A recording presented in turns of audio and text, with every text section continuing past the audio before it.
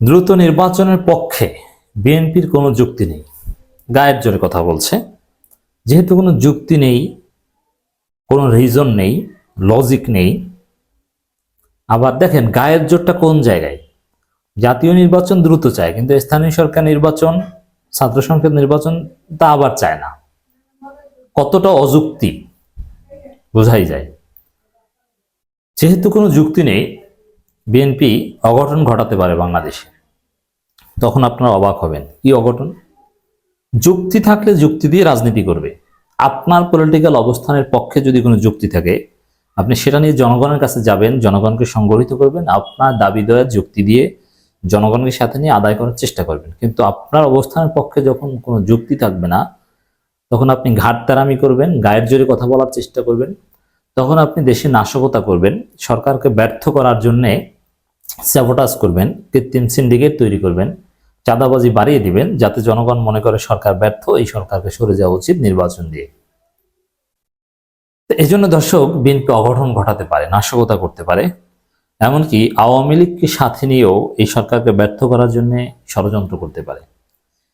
যুক্তি না থাকলে এই ঝুঁকি থাকে। কিন্তু হ্যাঁ, আই রিপিট, বিএনপির যদি যুক্তি থাকতো, তাহলে সেই যুক্তি দিয়ে জনগণের কাছে যেত এবং এই যুক্তি দিয়ে তাদের দ্রুত নির্বাচন আদায় করতে পারত। আচ্ছা, যারা বিএনপি করেন, দ্রুত নির্বাচনের পক্ষে যুক্তি দেন, আন্দাজে বলবেন না। যেমন আপনি বলছেন, আমি জামাতের একটা উদাহরণ দিই, তাহলে বুঝতে সুবিধা হবে, যেহেতু আমাদের দর্শকরা জামাত অনেকেই বা বেশিরভাগ। জামাতের কোনো একটা সিদ্ধান্ত নিয়ে কথা হচ্ছিল, আমার অভিজ্ঞতা বলছি। এখন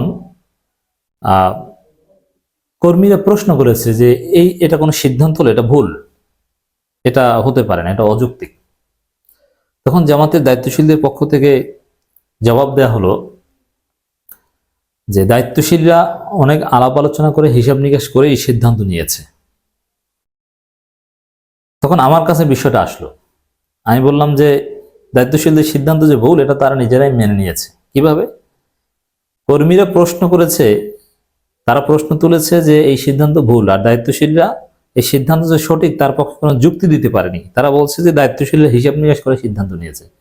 এর মানে তাদের কাছে কোনো যুক্তি নেই, তারা হিসাব নিকাশ করে সিদ্ধান্ত নিয়েছে। এই হিসাব নিকাশ, এটা কি কোনো যুক্তি?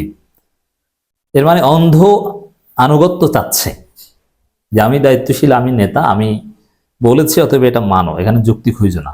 তাদের কাছে যুক্তি থাকলে যুক্তিটা বলতো, আমি এই কারণে এই সিদ্ধান্তটা নিয়েছি, ভাই আপনি দেখেন এখন আপনি কি বলবেন। এরকম যে বিএনপি যে দ্রুত নির্বাচন চাচ্ছে, আপনি তো আন্দাজে বললে হবে না দ্রুত নির্বাচনে সব সমস্যার সমাধান। আপনি তো আন্দাজে, আপনাকে বলতে হবে কিভাবে, কোন প্রক্রিয়ায় দ্রুত নির্বাচন সব সমস্যার সমাধান। বাংলাদেশের ইতিহাসে কোন টাইমে দ্রুত নির্বাচন সমস্যার সমাধান করেছিল, না দ্রুত নির্বাচন সমস্যা তৈরি করেছিল? দ্রুত নির্বাচন কেন দরকার? আপনি বলবেন যে দ্রুত নির্বাচন না হইলে স্বৈরাচার আবার ফিরে আসবে। কিভাবে ফিরে আসবে? আর নির্বাচন হলে স্বৈরাচারকে আপনি কিভাবে আটকাতে পারবেন? নির্বাচন না হলে কিভাবে? আওয়ামী লীগের দৃষ্টিভঙ্গি রেখে আওয়ামী লীগও বা কেন দ্রুত নির্বাচন চায়? এটা তো মিলে যাচ্ছে, ভারতও দ্রুত নির্বাচন চায়। কারণটা কি? আপনাকে সুনির্দিষ্টভাবে যুক্তি দিয়ে কথা বলতে হবে। বিএনপির কোনো যুক্তি নেই। তার এতদিন পর্যন্ত দ্রুত নির্বাচনের পক্ষে যা বলে আসে, কি বলে আসে? দ্রুত নির্বাচন দিন, দ্রুত নির্বাচন না দেওয়ার কোনো বিকল্প নাই, নির্বাচনে সব সমস্যার সমাধান। এটা একটাও যুক্তি নেই, এটা গাঁটতারামি, মাথা মোটা কথা। আপনাকে সুনির্দিষ্ট যুক্তি দিতে হবে। যেমন এইভাবে বলতে আমি শিখিয়ে দিই। সাপোজ, যদিও এটা নাই, আমি ইমাজিনারি বলি, কাল্পনিকভাবে, যে বাংলাদেশে 2006 সালে বা 7 সালে এরকম একটা অঘটন ঘটেছিল। 111 সরকার ক্ষমতা এসেছিল, তারা এসে এই করেছিল সেই করেছিল। তারপরে বিএনপি জামাত দ্রুত নির্বাচন চেয়েছে, দ্রুত নির্বাচন হওয়ার পর দেশ রক্ষা পেয়েছে। অতএব দ্রুত নির্বাচনেই সমস্যার সমাধান। আপনি ইতিহাসের রেফারেন্স নিয়ে এভাবে বলতে পারেন,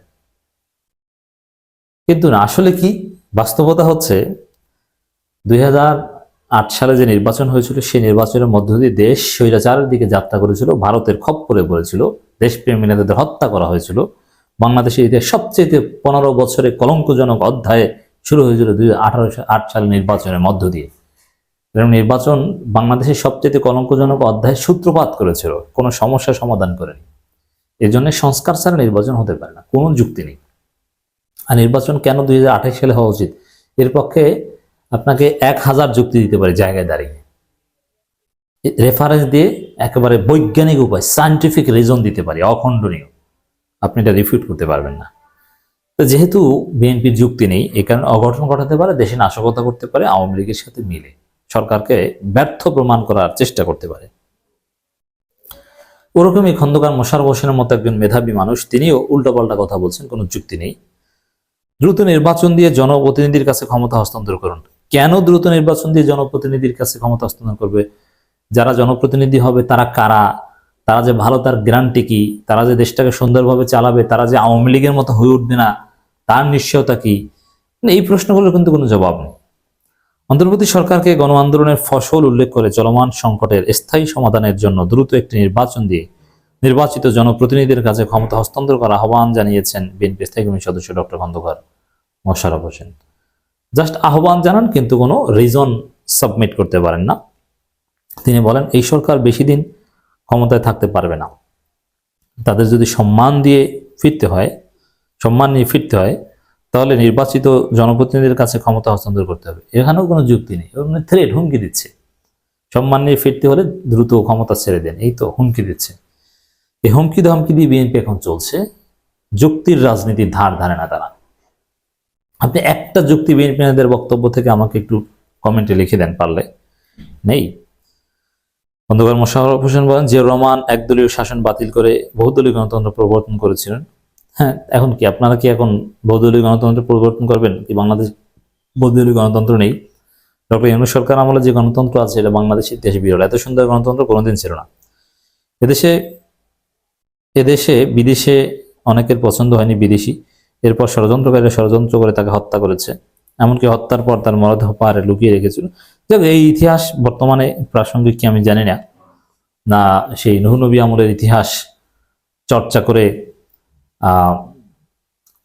জিয়াউর রহমানকে শেখ মুজিবের স্থানে পৌঁছাতে চায়। নইলে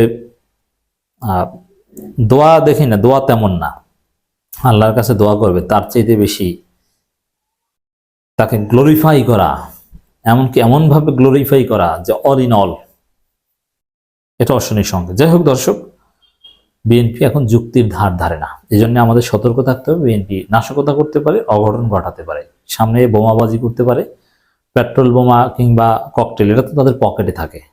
বিএনপি তাদের দুই গ্রুপে মারামারি করে আর যে কোনো সময় ককটেল বের করে ককটেল ছুড়ে দেয়। ছাত্র দলের কমিটি নিয়ে গ্যাঞ্জাম হয়, যে কোনো সময় ককটেল ছুড়ে দেয়। অতএব এটা বিএনপির অভ্যাস, ককটেলের রাজনীতি বিএনপির রক্তে মিশে আছে। আওয়ামী লীগের বিরুদ্ধে কার্যকর কোনো গণ আন্দোলন করতে পারেনি, কিন্তু কিছু ককটেল ফুটাতে পেরেছে।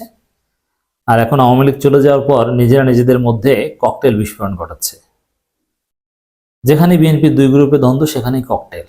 অতএব সামনে বিএনপি বাংলাদেশকে আবার অস্থিতিশীল করতে পারে। আমাদের সবাইকে সতর্ক থাকতে হবে, সজাগ থাকতে হবে।